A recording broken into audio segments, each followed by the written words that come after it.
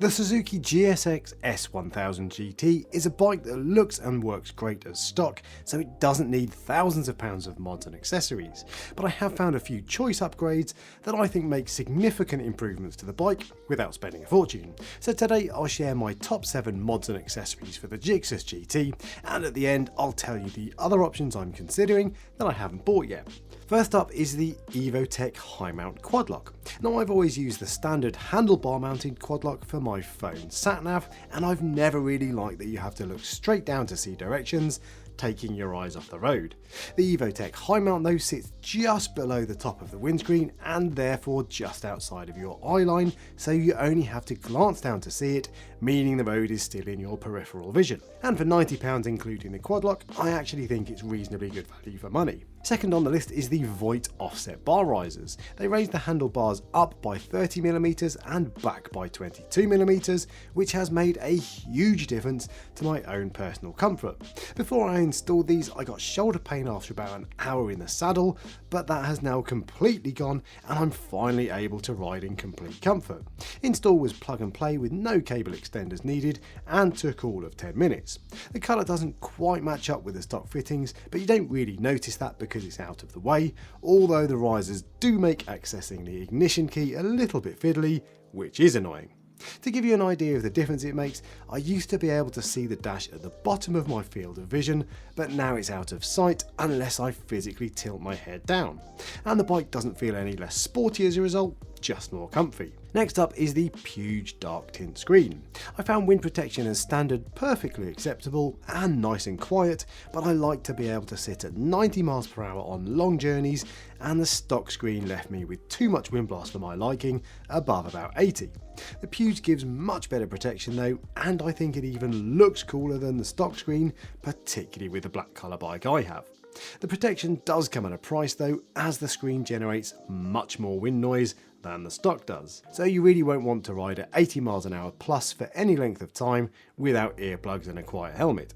It's a trade-off I'm happy with, but the noise will put some people off and is a legitimate reason to stick with a stock screen. Number 4 is the Evotech crash bungs and tail tidy. The GSX GT is a reasonably heavy bike, so the chances of me dropping it as I wheel it around my gravel driveway are high enough to warrant some protection. And I think the Evotech bungs look subtle enough that they don't interrupt the flow of the bike while also sticking out far enough to protect the engine. And there's not much to say about the tail tidy other than it looks much more sleek than the stock fender. The stock fender isn't actually that bad, and some people will appreciate the additional tyre spray protection in the wet, but I don't tend to ride in the wet, so I can't tell you what difference that makes, and I personally like the improved aesthetics, so it's worthwhile for me. Into the final 3, and we have the first official Suzuki accessory in the form of the factory heated grips. Now these were £420, which is frankly absurd money for a set of heated grips, but I got the dealer to throw them in with the price of the bike, so for me at least I can ignore value for money. And quite simply, they are just much better looking than most aftermarket heated grips.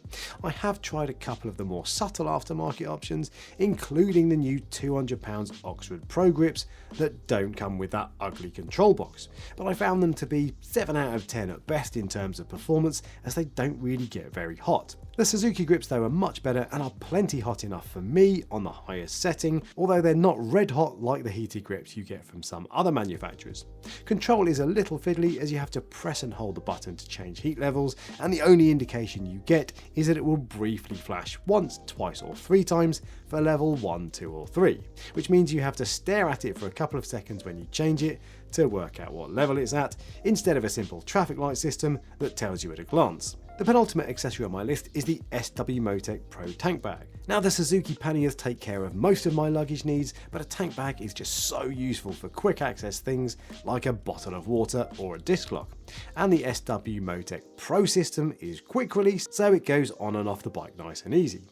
I have 3 tank bags, the Micro, which is the most unobtrusive but has very little capacity indeed, the City, which is really quite big and the one I use the least, and the Day Pack, which I've only just bought but which represents a happy medium. And I find that the Day Pack doesn't get in the way of my riding, even when I try to lean forward and act like I'm street Rossi. The only thing I'll say is that combined with the bar risers, tank bag does restrict key access, so I often have to end up popping it off to take the key out. And the final accessory on my list is the best substitute I've found for a centre stand, which of course isn't an option on the GSX GT.